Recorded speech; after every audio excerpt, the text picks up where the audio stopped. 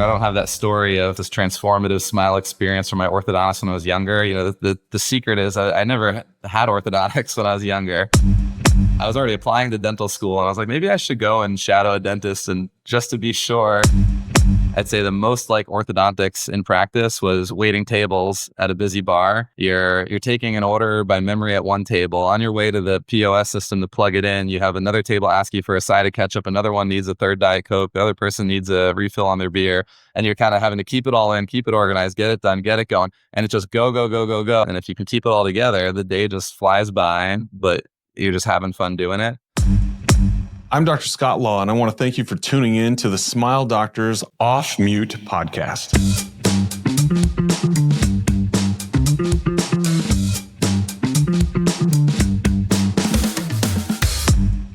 So, Andrew, we've been a long time waiting to get this podcast recorded. I know we've had to reschedule due to busy schedules, and I'm thrilled to have you on today. So, I'm excited for people to get to know you. You are someone just kind of a undercover hero, I would say, of implementation and what you've done in such little time that I'm really excited for people to hear about your journey and hear about the way you think and the way you operate. So this is going to be great. I'm happy to be here. Humble that, I was surprised when you asked me. I don't think too highly of myself, and I know you have such a huge network of doctors that you can, have on this podcast. And I was honestly, I was thinking how many people said no to you before you got to me on the list to even ask. I was pretty surprised, but I'm, happy to do it. I'm a huge fan of podcasts, and this one, I've listened to all the episodes. I'm a massive consumer of podcasts on my daily commute. I'm on the road, maybe 2 to 3 hours a day, kind of traveling between the offices, and all I'm doing is listen to all my podcasts on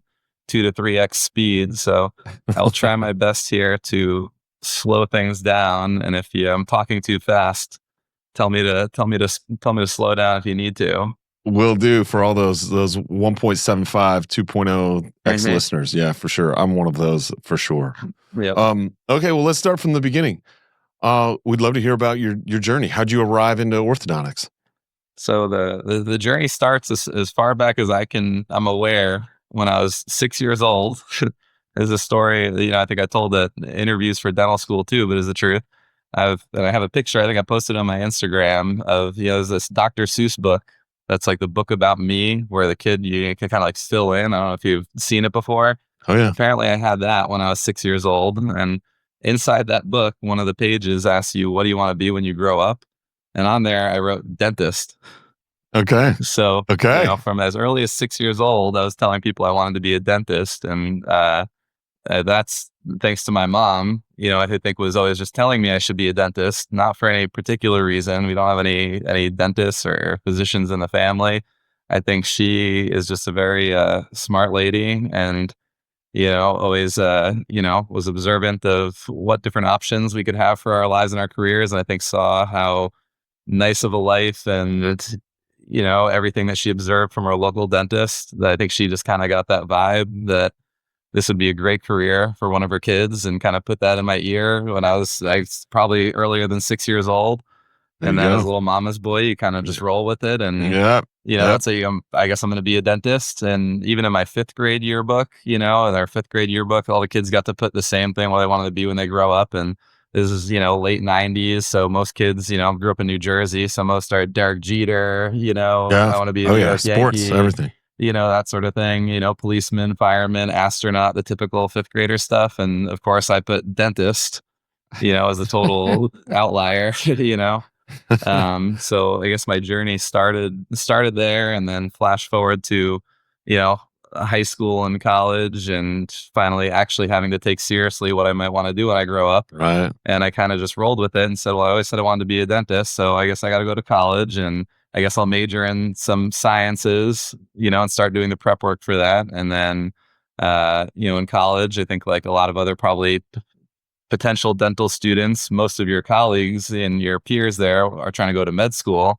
So it's probably a brief period of time in college where I was thinking, maybe I should apply to medical school. But I think that was more because everyone else was talking about it, and I was the odd man out as one of the few who was talking about dental school.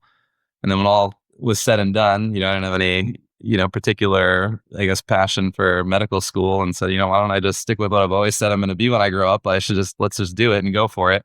Even though I knew very little, I think I finally shadowed my dentist at home and actually took a hard look at what do they actually do day to day outside of just going in for my checkups and cleanings. When I was already applying to dental school, and I was like, maybe I should go and shadow a dentist, and just to be sure, just to make sure this is what I want to do. Yeah.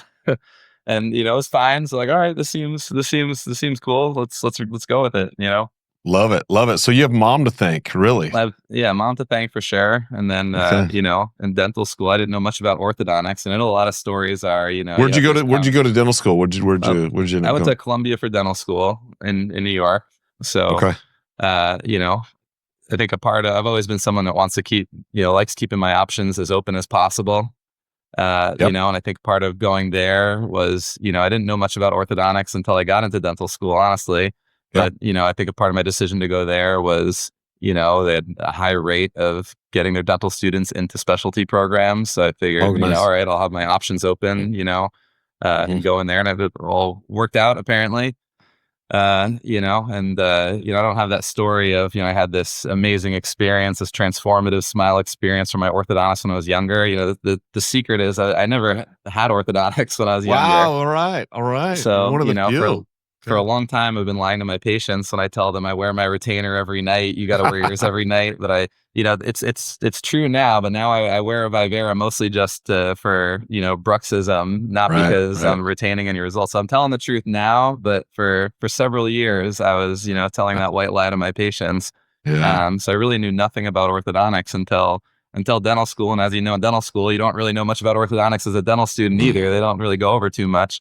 I think what drew me to it was just, walking around the clinics upstairs with all the specialties. And I think I just got that vibe that orthodontics fit my personality the best. Okay, cool. And that's in what way? Why would you say that? Why does it fit you? I think maybe, I think I've always gotten a sense for there's, vibes for different things. Growing up, I was big into like the dance programs in high school, college, marching band, concert band, all that stuff. So music was a big part of my life for a long time. Nice. And I think, there's stereotypes that hold true. There's some personality, there's always outliers, but there are some personalities, that are, quintessential for high brass compared to the low brass, compared to the percussionists. Okay. There's some trends that I think, musicians would agree with, right? Sure. And I kind of found the same thing in dentistry too, as I kind of talked to the endodontist, talked to the periodontist, talked to the ortho residents, again, there's always going to be outliers, but, I just got the impression that the vibe in the orthodontic clinic, I think, fit my personality because it was, fast paced as far as the volume. So it was like interesting. It was never, you're always moving, you're always thinking, but it was also at the same time, not stressful. Everyone was chilled out. No one was sweating over, they're an hour into that molar endo and they found an accessory canal. And I just see the sweat dropping down their forehead and, the look in their eyes that, none of that ever happened in the orthodontic clinic. But I like the idea of just kind of moving and going. And, I think, another, I said the job I've had before, my 1 year job I had in between dental school and college, I took a year in between. I worked downtown at a bar in Boston. So I did my undergrad at Boston College. So I stayed in Boston for a year, while I was waiting to start dental school. And I worked at a bar downtown, and I'd say the most like orthodontics in practice was waiting tables at a busy bar. Oh, yeah. Because you're constantly moving, constantly going. You're taking an order by memory at one table. On your way to the POS system to plug it in, you have another table ask you for a side of ketchup. Another one needs a third Diet Coke. The other person needs a refill on their beer. And you're kind of having to keep it all in, keep it organized, get it done, get it going. And it's just go, go, go, go, go. You're not, you don't even have a chance really to stop and take a breath and away until the very end. But the whole time it's fun. It's not, it's not, well, maybe for some people they really got in the weeds and it wasn't fun, but for me, I could handle all of that, so it really just kept me engaged. And if anything, I feel like that's the most similar to daily life in the orthodontic practice is you constantly have, 10 different lights on, people asking you for this, got to go there for this, write the letter for that. And if you can keep it all together, the day just flies by, but you're just having fun doing it. Tons of you know, decisions and it all would through be the whole day. totally different, you know, if I was an endodontist or a periodontist I or, you agree. know, There so there was a guy in my dental school, and he was one of the top, and, he said he wanted to go ortho, and so I was like, "Oh, man, he's number 1," I thought, number 1 or number 2, and man, he did not have the personality for ortho, and he mhm, ended up realizing that. He was real quiet, real he could concentrate really, really well, and endo was for him, like, yeah, the fact that he'd see the patient once, that's it. mhm, That was his jam, and, yeah, I think you're right, there's kinda that personality types gear towards where they're going. We can make all sorts of jokes around, oh, egos and which specialty they go to, but I think right, we find that anywhere, especially, orthodontics is no exception on that side. But yeah. that's pretty cool. So you ended up going Columbia, and then where for ortho? I did a GPR in San Francisco first. So Oh, again, man, so I you're think going coast to coast, you're all over the I place. kind of, yeah, again, I guess the theme of keeping all my options open and everything, you know, even Yeah, ortho, you know, I think I'm always trying to keep options open and want to make sure that I'm, you know, maybe I'm too risk averse, but want to make sure that I'm setting myself up for success. So even in, sure. you know, with ortho, I probably knew I wanted to do that, but wanted to kind of wait a year, you know, just thinking to myself, like, what Yeah, if I don't get in, you know, what am I going to do? sure, And thought to sure. myself, you know what, why don't I go, you know, if I'm a decent candidate for ortho, I'm probably a real good candidate for GPRs and AGDs. Why don't I go do a GPR at one of the best, you know, residencies in the country? So God forbid the orthodontics doesn't work out. You know, I've got Yeah, a really nice backup plan, you know, swinging into general dentistry. So I did a definitely. GPR at the VA hospital in San Francisco, which was, Nice. you know, an amazing experience for the 6 months that I was checked in until I got to ortho residency, being able to actually place implants and do all that. And then from there on, you know, I was my co-resident's best friend because every implant, everything that came in, I would just say, Yeah, "Hey, you do it," and they loved it yeah. because they got to do All all your my work stuff, all for your good me. stuff, yeah. And then for ortho residency, I went to Maimonides Medical Center, which is a small Okay, program in Brooklyn. You know, it's a 3 year okay. program, 2 residents per year. So we had 6 total. So real small, kind of intimate program. And I guess another part of my, you know, my keeping my options open is I wanted those paid programs to be an option for me. And most of Yes. those paid programs, you know, as I'm sure many are aware, you know, require you to do like a residency first. You know, a lot of them you can't apply straight out of dental school to, Right. including the program that I ended up going to. So it was kind of another part of my thought process too was, yeah, I'm happy to get into ortho anywhere.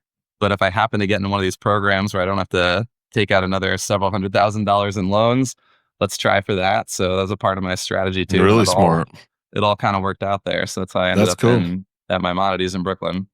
Rock on. So I wanna talk a little bit because you've done so well, so you've clearly prepared yourself, and been very deliberate in your path.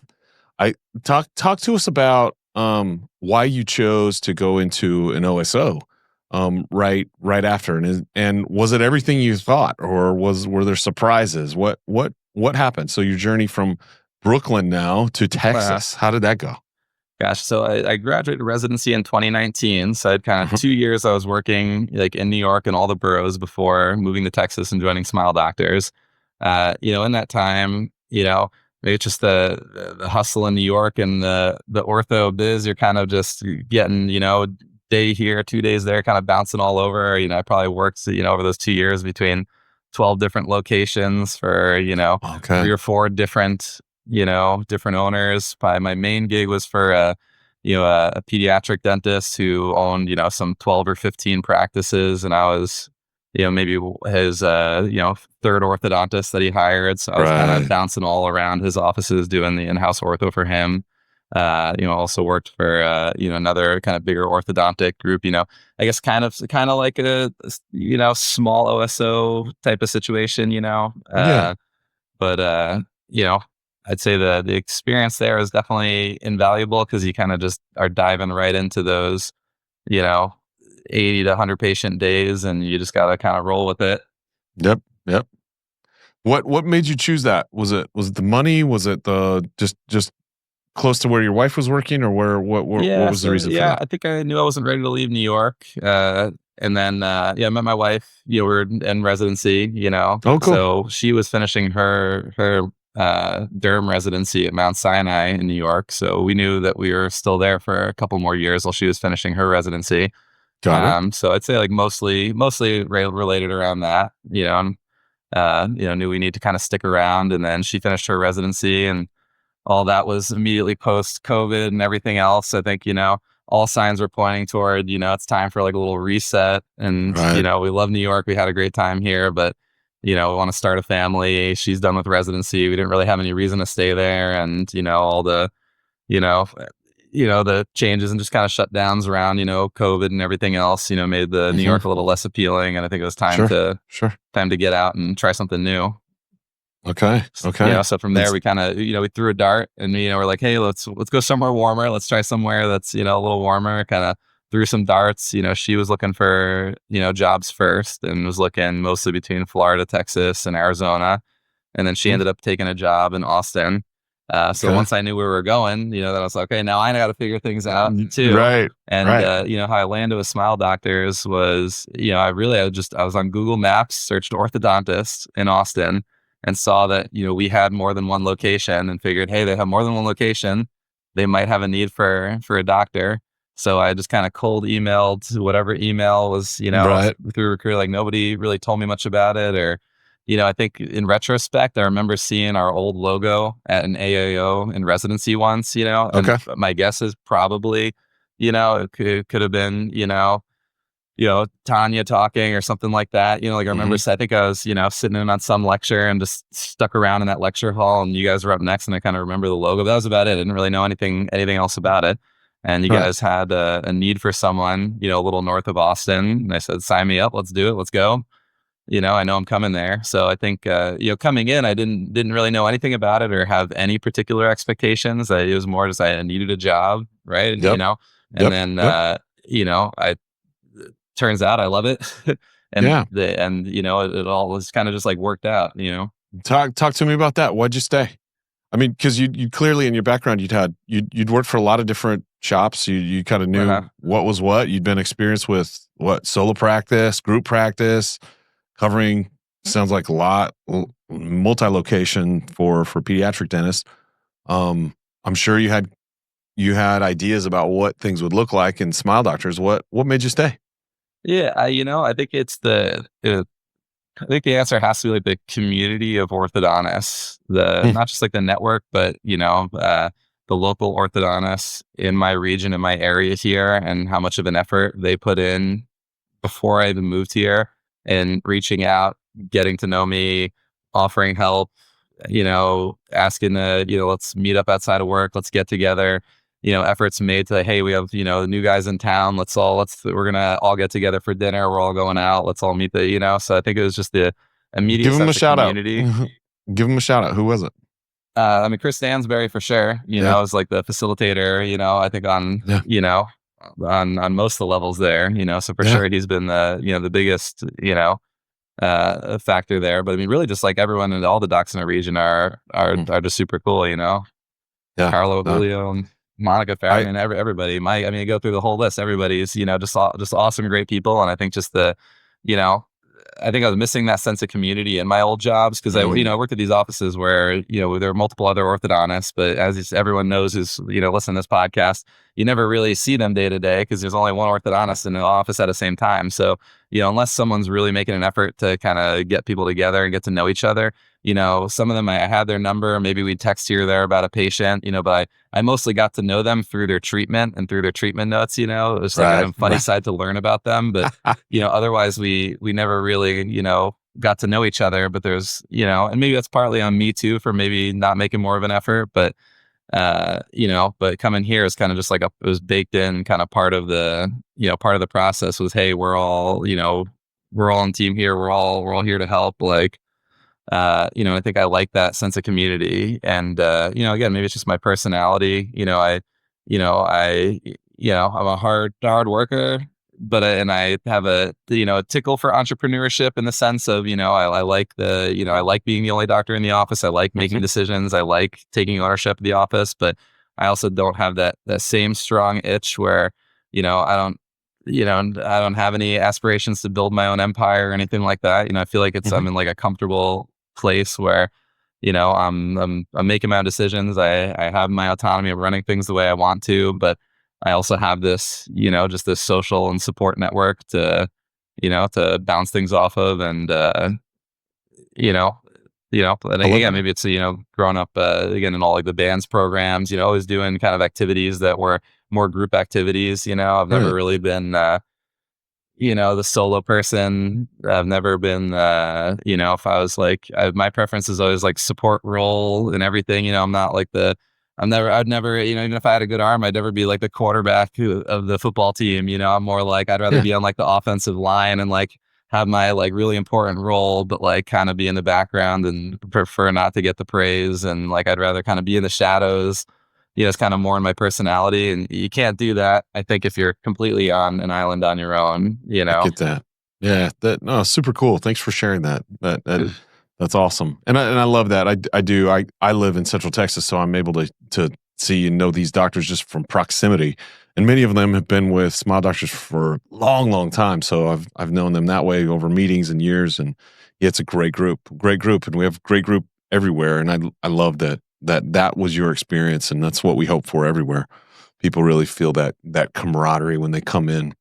Okay, Yeah, so definitely. here's where Even like at our conference, the number of conferences we have coming up. The people, characters I've met, that I look forward to our conference every year because there's like a couple of the cast of characters that I only see once a year at those conferences because they live all around the country, but I've kind of right, like made friends with, and I'm just, it's fun to be like excited to, go to these things. And it's I think it's the right size too. I go to AAO and it's just so big.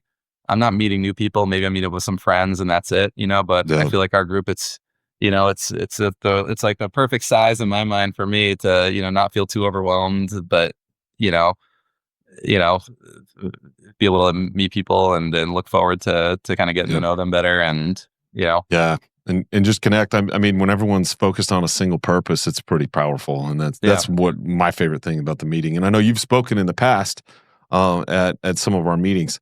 I'd love to get into that of certainly the topic there. So you have a ton of clinical experience that you brought into Smile Doctors.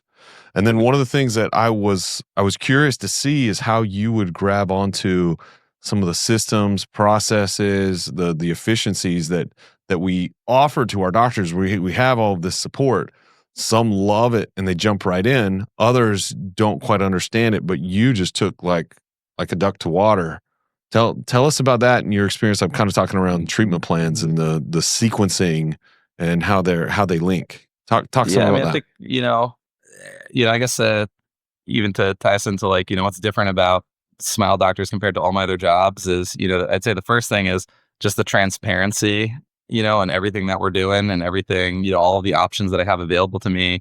Where I feel like all the old previous jobs I worked with, maybe it's just where I worked, or maybe this is, common in orthodontics where I was just kind of showing up, clocking in, clocking out, and wasn't, I wasn't even really asked to be involved. I kind of always got the impression that there was some, maybe they purposely kept it a little opaque from the associates, because they're, secretly those owners were just worried that we were going to use it as leverage to ask for higher pay or something, which, so they just kept everything kind of opaque. And, coming to Smile Doctors, I was surprised just how just like open book, like here's everything about your office, your team, your region, what's going on. Like, we're an open book. We want to give you all the information, and here are all the tools and resources that you have, available to you. And then yeah, maybe it's a personality thing. Maybe I'm just naive, but in my mind, I'm thinking, coming in like, oh, what do I know? I'm 2 years out of residency. You guys have all this stuff going on here.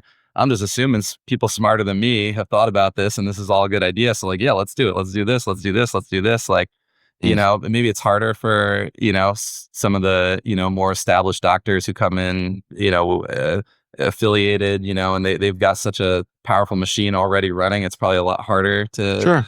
to implement new things, or, maybe the ego gets involved if it's harder to, you know, take advice, at that point. But in my mind, I'm just coming in. I'm like, okay, this is an option. All right, let's go. Let's do it. If why would any of you be suggesting I look into this metric or this metric if it wasn't important? So let's look into it. Let's dive in. And Yeah. again, maybe it's naive of me, but I just assume that if someone's telling me it's important, it's probably important. All right, let's do it. Yeah. No, you're extremely wise. And I think, as practices join us and they do have a machine going, certainly we don't want to throw any Hmm. wrenches in that and mess that up. But what's interesting is you can always improve. I've never seen a perfect practice. I just Yeah. never have, and I've seen thousands. Hmm. And there's always little ways you can fine tune, make it better, make for the better patient experience, better clinical outcomes, more profitable on the business side through different ways of eliminating waste or whatever. But yeah, you're a man after my own heart. Of man, let's look and see and implement. Show me a way that if there's a better way that I can do this, and our team will benefit, our patients will benefit, and the business will benefit. I'm all about it. And I think I'm also just And like very like and like a numbers person, kind of yeah, analytical. So I feel like I like that there's just a lot of just kind of numbers and metrics and analytics. So I feel like it was easy to dive in because that's like my jam. I feel like yep, maybe I struggle more with the abstract. The abstract. And I'm still working on that. More just the building emotional connections and more the abstract stuff. I struggle more with, but coming into Smile Doctors and it's like, hey, here are all these metrics we're giving out practice, and I just see numbers and I know what direction I want those numbers to go. It's just like a fun game for me. If anything, I feel like it's how can I get these numbers trending in the direction that I want it to go. So I feel like it's maybe it's just the systems that Smile Doctors had in place just again suits my personality, my like way of thinking. So yep. yeah, I I think love that's it. I that's a love it. big part of it too. You just like concrete. I'm a numbers person. That's great. What are some of the numbers? Walk us through. What are some of those things you look for in practice? Maybe throughout the day, throughout the week, with your meeting with your office manager, um, or just on a monthly basis. What are you looking at? I mean, if I'd say like I guess my process at this point is you know kind of looking at everything probably weekly, but setting focus on maybe like one metric at a time, whether it's Yeah, whatever's trending in the wrong direction. Maybe I look back, what I haven't really we haven't had a focus on patient wait time for a couple weeks. Let's look at that. Okay, is that trending in the other direction? Now that's kind of here's our focus. Let's work on this for a week, and then we kind of move on to I probably do like work on them one little metric at a time, whether it's patient wait time, whether it's patients over treatment, whether it's how many right, like following our treatment plans, how many visits is it taking to get through with treatment, whether it's you know production, whether it's overhead, whether it's it's hard to look at everything all the time all at once. So I guess I kind of compartmentalize, and we'll just decide. I'll be kind of in the mood like, all right, let's take a look here, let's see what we can do here, refocus, and then move on to the next one maybe a week later. And I wish that we would implement something, with our team, and it would just be 100% forever. But the reality is that when I set a focus on something, we do good, and then when I don't sure. focus on it, and then I have to refo, and it kind of so I feel like I constantly have these waves of like dipping that I have to kind of grab it and Oh yeah. and Oh yeah. bring it back up. So I'm kind of circling around and constant refocus on different things. Absolutely. I think yeah. What gets focused on and reported always improves. And so yeah. So when you fixate on something else, then yeah, that kind of slips a little, and time to go back and pick it up, and let's keep moving forward. Where are you finding some of these numbers? So for those who aren't in Smile Doctors, just walk them through as if they don't know. So talk Power BI, or what are some of those things? Yeah, mostly yeah, or like Power BI, like our platform that we're using. So, I'd say on the daily, I have it on. I mean, I've got my on my computer, I've got, my 10 different tabs open. It's like I've got my Cloud9, I've got my email, I've got my Teams, I've got Power BI, I have Invisalign, I have, that I'm constantly kind of shuffling through again, back to my like, waiting tables analogy, just like I'm shuffling through Power BI metrics. I'm shuffling through all my tabs throughout the day to like get a clean check done here, back to the chart here, back to an email here, back to Small Doctors Anywhere here. But on Power BI, like our heartbeat homepage is kind of up first. So like, first and most important thing I think on a daily basis is just where are we at as far as our goals for the month. Where are we trending? How many more days do we have left? What do we need to do to accomplish our goal for the month? So that's usually kind of first and foremost on my mind and in my attention. And then, once daily, that kind of focus is set with the PD and the TC, and we kind of have a handle on what we're going to be doing today, the rest of this week, the rest of this month to hit those goals. Then we have a whole drop down list of, other metrics to look at, so I'll probably, at that point, then take a peek at, the patient experience metrics to, again, take a look at patients over treatment, what percentage of comfort appointments, emergency appointments are coming in, what the wait times are. And again, I'll just kind of, and it's so easy to just kind of click through, and I'll see what are we trending for this month. I'll go back, what were we trending for that last month?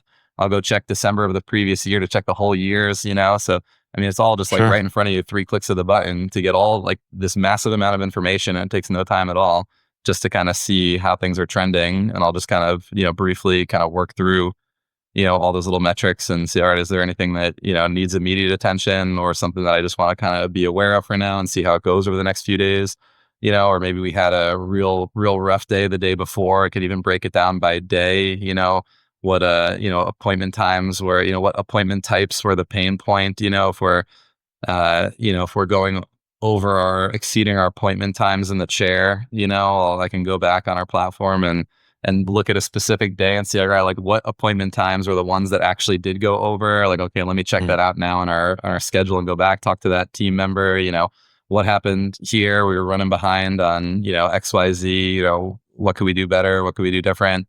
Was it something that was out of our control and the patient was 30 minutes late and we still saw them, or is it something that we could have done differently? Sure. Sure. You know, No, that's awesome. I mean, hearing you talk about all of this of why you're looking at it, and when you're looking, okay, so the patient was in the chair too long, or they got, we were running late, so they were seated late. All of that. It's no wonder to me why you have one of the highest patient satisfaction levels in the organization, and I think it's because you put such a focus on how do I take care of them, and you also I haven't looked lately, but I recall traditionally you've done so well with patients and their number of visits. I this is one thing where I get on my soapbox about as orthodontists. Sometimes we treat in a very paternalistic manner. Traditionally, we have, right? So where it's been like, hey, you're going to come back when it's good for me, and as many times as I want you to come back. And so it's really easy for them. It's not. And parents have to take off work. They have to pick the kid up from school. They got to come in. They got it all the stuff, and it's very distracting. And it's a hidden cost in orthodontics that isn't quoted in the total fee of what this is going to cost them as a family. Paid time off, all of this stuff that they don't get anyway. And so I think the more efficient we can be in honoring their time and delivering on our promises to be on time, to end on time, that's key. And that's why I think patients love their experience with you and how they're communicated with and what they understand. And then of course their clinical outcomes. So I commend you. Just excellent work to you and your team for doing such a great job. Yeah. I mean, I think like running on time is probably the biggest thing, and we don't always run on time. I'm not, Right. we run behind here and there, but I mean, in my mind, yeah, if we're getting good patient satisfaction scores, I'd imagine a majority of that is because they're just not sitting in the waiting room for 30 minutes wondering what's going on, is probably the biggest thing. So I feel like, keeping total appointments down in my mind is just like doing as much as possible when they're in the chair, like I feel like if I'm running behind and they need a couple of details in their wire, it's so easy to kick the can down the road and be like, we'll just book them in 4 weeks. We'll do it next time. But like, what if next time we're even busier than we were today? Like, that's not going to, that's not going to work, so I kind of just try to like maximize. I mean, honestly, my team, when we do run behind, half the time it's my fault and they get mad at me because the reason we're running behind is because the appointment was for like a 30-minute wire change, and now I'm having them like bond the sevens and repo this bracket. Right. So like usually it's my fault. And, if we know we have a busy day, we're down a team member, like the first thing they tell me, and I'm getting told in the morning huddle, is, doctor, you cannot add anything extra today. Like, we're down a person, we can't do it. So I feel like my team would probably would say that about me, as, if we're running behind, it's my fault. We'll look into why do we run behind on this appointment, and I'll be curious too. And then I'll find out, oh, that was my fault. My bad. Right. Yeah, that's right. No wonder your 30-minute appointment took you an hour when I asked you to do these 10 extra things. So in my mind, like, the patient's in the chair, all this has to get done. I can either do it now or I can do it next time. But, if I do it next time, it's going to be in 4 weeks. If I get it all done now, I don't need to see him for 12 weeks. Right. Why Right. not get it done? And it's better for them. I agree. I love that when I suggest something and team member looks at me like, well, my lead, and she's willing to do it, but she looks at me to like, okay, you understand the pressure we're on and how much it matters to keep our promises, and that's when I go, Yeah. okay, hey, I'll bond those myself. You guys go do your thing, Yeah, yeah, and yeah. and yeah, and just if I'm gonna volunteer that we do it, then I need to be willing to do it myself, and Mhm. so we don't fall behind, so we can keep our promises. Yep. Yeah, I love that, man. I love that. What were some things that you were surprised by? Maybe negatively, maybe positively. What were some of those things? In joining Smile Doctors, Yeah. yeah, I'd say one thing that surprised me, like in the positive, kind of right off the start too, was how much input everybody wanted from me. Again, I'm thinking to myself, what do I know? I'm 2 years out of residency. Sure, I can handle the volume and the clinic flow and everything else, but I certainly don't know anything about running a business. I haven't, and Right. I think one of my first weeks here, I'm sitting down with Chris Stansberry and with Taylor, our regional manager, and they're asking me, all right, what do you see? What's going on? What do we, they're asking me like, as if I know what I'm doing, what do you think is going on here? What do you think we need to improve? What do what do you think about anything? Right? They just want so much feedback from me, and I don't think I was ever asked anywhere that I worked, for my feedback. They just cared that I showed up and none of the patients complained about me for the day. It's like the only thing that they cared about. So I was Uh, like happy to know that they wanted my feedback, that they wanted me to be involved. Nobody was coming down and telling me what to do. They were asking me, what do you think you need and how can we support you? And that was, I think it was a pleasant surprise and really made me feel kind of in control from the start. Absolutely. I think we hear that a lot from docs who are coming out of school, that they want autonomy, and Hmm. and it's one where I continue to scratch my head of what is autonomy in that way. It can be so many different things for different people. Of I want autonomy to choose my vacation times, or I want autonomy on clinically everything. And we want doctors to be and feel in control. The trouble is, I think when you're coming out, and no secret, when you're coming out of school, you don't know what you don't know. Yep. And so that's one of our missions, is to take docs who join us that way and to go, we want to teach you the business. We Hmm. want to understand, what do you see? What are you feeling? What's your understanding here? Let's share ours, and can we arrive to something better together on behalf of the patients?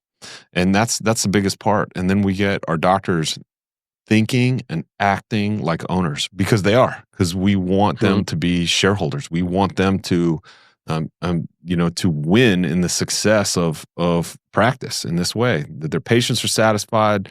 They can go home at the end of the day just thrilled with the service that we're delivering on. And I'll say it again, the promises we're keeping, and doctors love that. And then it's like, well, which way would you like to treat? And allow our doctors to choose that, what's best for this patient, and then be able to understand, okay, hey, if I am going to choose this modality, it's because it is best for the patient. It's best for the team. Everyone's on the same page. It's not just something out of left field that I saw at a conference this weekend, that I'm going to try on this patient. No, it's something that's proven, that we have systems to support on the back end, and this patient has a beautiful experience, and the outcomes are what we promised.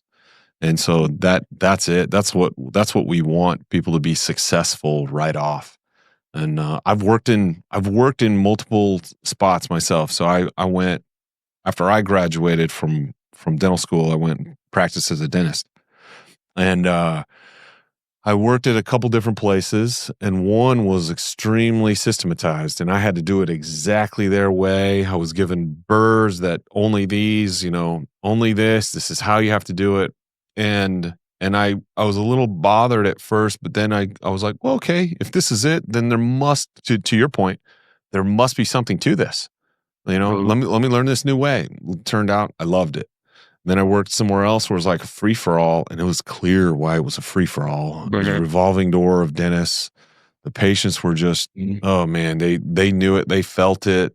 It wasn't a place where I enjoyed working, and I was thrilled to leave soon to go, to get into ortho residency. But I vowed that I would have an organization, or my practice would be one where we were all on the same page. Everyone in the office was on the same page on how are we going to take care of this patient. That's what mattered more.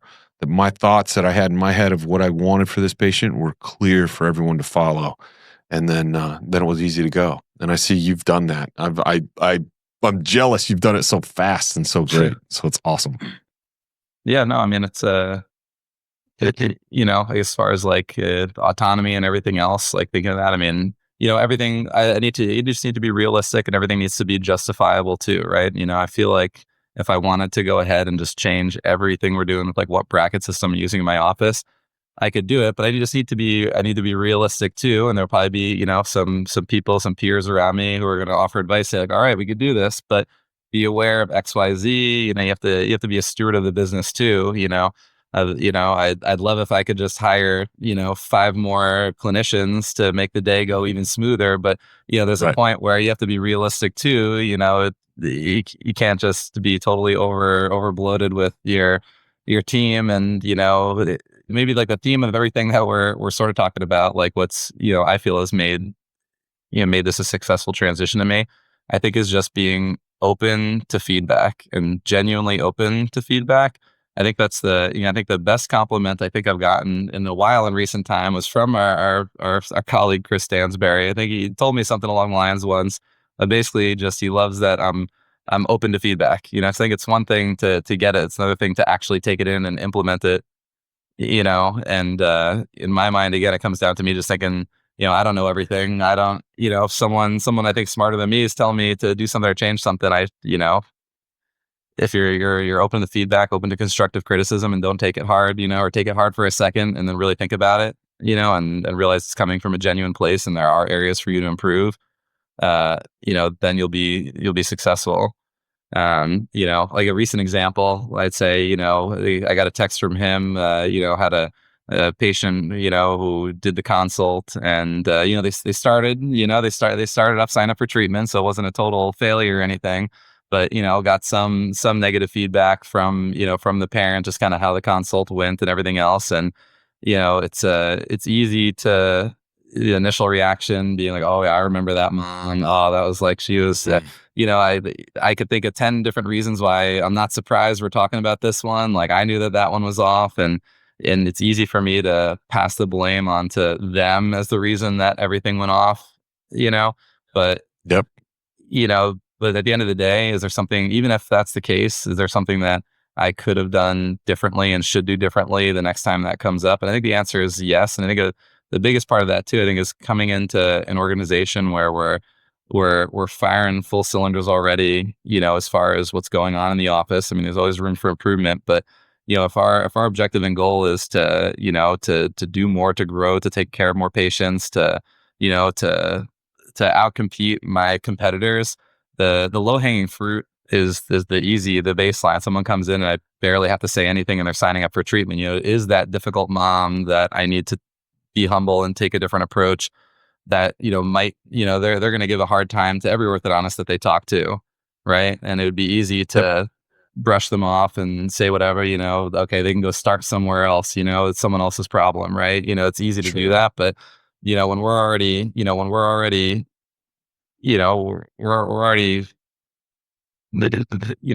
at a certain point, to get to that next level, like at this point, like, we need that small percentage, every kind of patient counts, get that. And, again, the low hanging fruit is, that 80% is easy, but like, how do you get to 90? How do you get to 100? If it means I need to kind of take a step back and change my approach and to capture on the edges, like the edges are where we're going to see the growth, because the offices I'm in it's not a startup. I'm not starting at 0 patients, where I'm coming in, I'm starting at, $3 million a year. And, this is what we're already doing. Like, we're already doing this, and this is what we're already capturing the low hanging fruit and a little bit above it. Like, how do I capture above that? And, if there's something that I'm doing that's turning someone off in the, in the consult, even if I think it's their fault, I still need to make some changes and approaches to capture that that percentage to make that difference. And, uh, if I get that feedback and my response is just, it's all the mom's fault and forget about Yeah. it, you know, I'm, you know, I feel Yeah, like that's, you don't get the that's just growth. a You don't recipe get the for just growth like being yourself. stagnant. It's like you're just how I'm not going to grow personally, professionally. Is it really that mom is the problem, or is it my lack of ability to better diffuse a situation right off the bat, and there's something that I can be doing differently. Love it. I love it. I love the introspection there on how we can improve. We can always get better. Again, we can always there's always something that we can do better in some other way to serve the patient. So I love that you do that. I guess lastly, what I'll ask is, what advice would you have for recent graduates or soon to be graduates who are looking for a job? What would you tell them to look for? What would you tell them to avoid? If I could do it all over and with my experience to smile down, I mean, it sounds like I'm doing like a advertisement for the company here, but reality is, if there's an opportunity like, with our organization that fits with, where location you want to be, everything, it all kind of works out. Like, if I could do it all over and like knew what I knew now, I would have just started with Smile Doctors. I had plenty of invaluable experience with my other jobs, but I've learned so much more here than anywhere else. And again, it's probably more on the business side too. Even if you're some resident that is thinking, I want to do a startup, I want to do my own office. I mean, power to you, but you don't know what you don't know. And I feel like in my going on, a little over 3 years now in Smile Doctors, like I feel like even just 2 years, by 2 years in, like I've already learned so much, even just on the business side, where I feel like at this point, 1000% confident that if I wanted to go and start some office somewhere, like I got it, Yeah. and I could not say that before being here. Before being with the company, I could say, all right, I know how to straighten teeth, but I didn't know the first thing about, how to successfully run a business. And I've just learned so much. So even if there's a resident who knows that, they have that entrepreneurial itch and they want to go off and do their thing. They want to build their empire. They want to build the next Smile Doctors, like go for it. That's, what you want to do.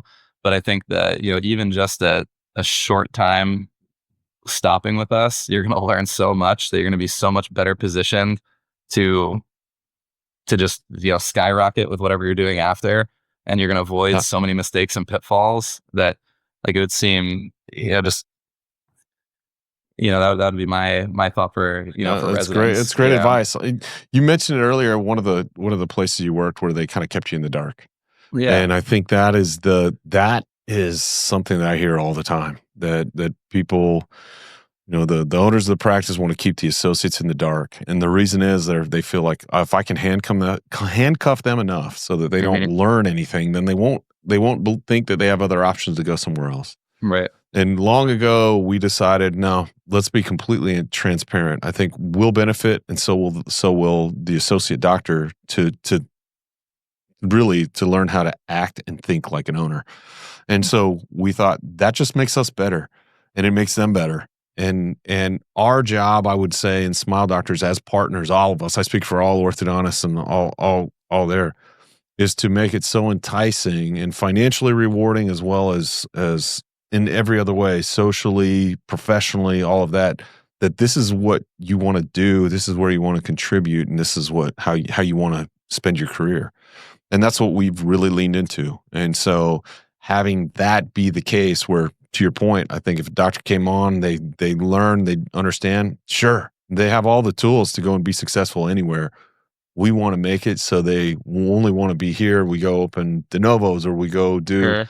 other things together, so that this is just a win all the way around. And the biggest beneficiary are the patients. And I can't say it enough. So many people get into this just thinking, how can I make more money for me? And how can this be a financial win for me? And I think when you put people first, when you put others first, when you put associates first, when you put patients first, then it always works that way, and the money comes, and the money works out. So it's a beautiful thing, and it's one of one of the reasons why we do what we do, how we do it. So, Yeah, amen to that. yep. I got some other questions for you. So let's Sure. pop off on some of these fun ones. Okay, so oh, you know what? I have to ask this Great. before we're done on this call. I think everyone's heard you talk about your experience in band. What instrument do you play? Growing up, I started taking piano lessons when I was like in first grade. So did that for a long time and then started taking Yeah. guitar lessons. And then in the bands programs in high school, I started in like percussion, I was kind of piano and like Yeah. playing drums. And then Yep. concert band gets real boring when you're percussion because you're just sitting there for 10 minutes waiting to like hit a cymbal once. So I realized it was a little too boring. So I picked up some like horn instruments. I started playing like the French horn in the concert bands and then the trombone. And then in the Nice. marching band, I was in the drum line like all through high school and through college too. Was on the drum line and played all, if you're not familiar with the hierarchy of drum line, usually you're the freshman or the first, you start on the bass drum. Doesn't matter what your skill level is. It's kind of just this little hierarchy. You're kind of starting on the bass drum regardless. Sure. And Sure. I was, as someone who's like on the taller side too, I always had to carry like the largest one in the back, For because sure. usually you want for the aesthetics, you kind of want it to go short to tall to match, you don't want so there's some aesthetics involved too. So, plenty Sure. of years carrying around, God knows how much that thing weighed, marching all around the field, but, Oh, play the, oh, really? the snare drum, the tenors, but, uh, but yeah, mostly the drum line for the most part, all That's through high great. school and college. That's great. How many years did you take piano? I took piano lessons from first grade, probably through the start of high school. I think by then, I was, Dang. as a teenager, wasn't super into classical music, more into just like pop and rock, and couldn't Huh. find, Yeah. the passion wasn't there because the songs and the music I wanted to listen to and play like wasn't really applicable anymore. Like I finally changed Yeah. piano teachers to someone who, was a little more into rock. So then like I was kind of introduced to like Billy Joel, Elton John. So I kind of that scratched that itch for like a little while. And then, in that time, probably middle school, I started guitar lessons, and I probably stuck with guitar lessons like through, kind of through high school when I kind of faded off of piano since I could play more, you know, Sure. Yeah. rock and punk and, all the whatever I was listening to, I could actually plug into an amp and do it. Yep. And then, Okay. today I still have my acoustic guitar. So I still, I think, I don't play. It's one of the things I plan on finding time to get back into. I think when my kids are old enough that they can get into it, I'm really excited to do it with them. I definitely can see, my mom used to bring me to piano lessons and she'd just sit in the car for an hour, while she waited for me to finish. Like I'm gonna take them to lessons and I'm gonna like get a lesson too. I feel like I'm gonna take Yeah. advantage of that time to like get back into it and to maybe pick up a different instrument, take a bass guitar lesson when my kid's in piano lesson, Ooh. that sort of thing, Ooh, and get that'd be back into sweet. it is the plan. But I think so I'm a little out of practice, but enough experience. I think if put to the test and threw a piano or a guitar in front of me, I could probably still muscle memory bust something out to impress the average person at least. That's awesome. I love that. Yeah, I kissed my wife for the first time on a piano bench. She didn't know I could play, Oh, and so that's the yeah, classic movie. Yeah, that yeah, yeah. Yeah, That definitely. worked, I and definitely use that trick on, yeah, a couple dates here and there, you oh yeah, oh yeah. casually pull out the guitar and, play a little John Mayer, and That's perfect. 'Cause so speaking of music, well, when you're not listening to podcasts on your commute, what do you jam? I feel like that maybe it's a reflection of music not being that great nowadays, or I'm just a hater, or it's just like the kind of Spotify streaming revolution where now that everything's at the fingertips, it's so Yeah. hard for Or me I'm to getting old. explore new Yeah. music because there's so Yeah. much old music that I love that it's Yep. like, that I just like fall back into everything from like middle school and high school, like the Yep. lots of like pop punk and Okay. So throw some uh bands out there. Who do you jam? let me bring up my Spotify here, and I can kind of go through what I got in a couple of playlists, some of the old stuff I'm listening to. Let me just share my screen here for a Cool. second. Cool. You got it? Yep. Okay. All right, my Spotify here. Let's see. I've got on my playlist. Got my piano rock playlist. like a lot of piano forward rock, Sure. The Fray, old Maroon 5, Elton John, Billy Joel, Ben Folds 5, Hanson. If anyone was sleeping on Hanson after Umbop, they missed out. The better stuff was a couple albums later. We've also got a country playlist. Eric Church, Blake Shelton, Keith Urban's probably my favorite country artist. Sure. Sure. Craig Morgan, Rodney Atkins, Rascal Flatts, Zach Brown Band, Kenny Yeah. Chesney, Luke Bryan, etc. I got my shred playlist for all my metalheads out there. Old Metallica, Judas Priest, Van Halen, Iron Maiden, Black Sabbath, Sure. Dream Theater, Yeah. Yngwie Malmsteen. Like the days of the virtuoso guitarists are long gone, but hopefully they come back at some point. I got my punk playlist, a lot of old pop punk, and for my band kids out there, lots of ska music. Shout out to any of the band kids from New Jersey and the ska music. Got the Starting Line, Right. Atari, Yellow Card, I'm 41, All American Rejects, The Offspring, Goldfinger, Real Big Fish, Bouncing Souls, Less Than Jake, Streetlight Manifesto, Catch 22. Okay. And then Cool. have a EDM playlist too. Wow. All right. Porter Robinson, Segala, The Knox, Cascade's probably my favorite, Tritonal. And then, I think I'm, as far as following, like new bands I like that have been following for a little while now, would be Frank Moody, like a new funk kind of band. And then probably my most recent favorite is Sleep Token. For anyone into like rock metal out there, Sleep Token, if you haven't heard of them, definitely check them out. Their drummer is incredible. So I've been huge into listening to Sleep Token for a little while now. But that wraps up my current playlist and everything else, at least stuff I'm listening to. Some good stuff. I know, yeah. I found you have to imprint, just like your mom did with you on dentistry. You got to imprint on your kids early for music. Otherwise they'll fall into today's top 40, which I struggle to listen to. So yes, I'm officially old. There. Again, maybe I'm just a hater and nostalgic, or I don't know, but I'm with you. Cool. Let's see. So let's this is a funny one. So what phrases do you most overuse? What would your team say phrases you overuse the most? Oh man, they could answer this question better than me for sure, but probably I'm sure one is the definition of an insanity is doing the same thing over and over and expecting different results. That comes out of my mouth probably 4 times a day for every single non-compliant aligner patient of ours. Everyone is not wearing their Invisalign trays. I mean, that's probably multiple times a day that's coming out of my mouth, and I'm on like repeat to those same patients. I come over to the chair and they already know what I'm going to say. Yeah. Because I've said it to them before. Or same with the non-compliant elastics patients. Any of our patients in braces not wearing the rubber bands. It's I'd say that's probably on the top of the list for sure, coming out of my mouth multiple times a day. I love it. Okay. When and where are you happiest?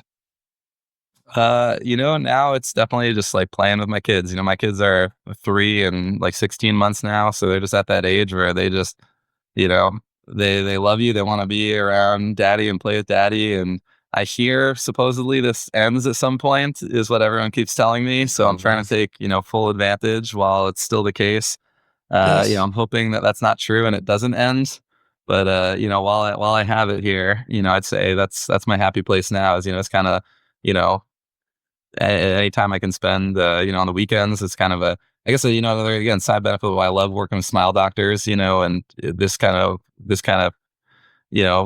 career setting suits me well is, as much as I'm totally locked in at work, like when I go home on the weekends, like I don't think about anything except for hanging out with the kids. Cause I know I've got this whole network behind me who's taking care of, if anything happens, goes wrong, anything. I mean, if it's an emergency, that's some patient related thing, they'll call me.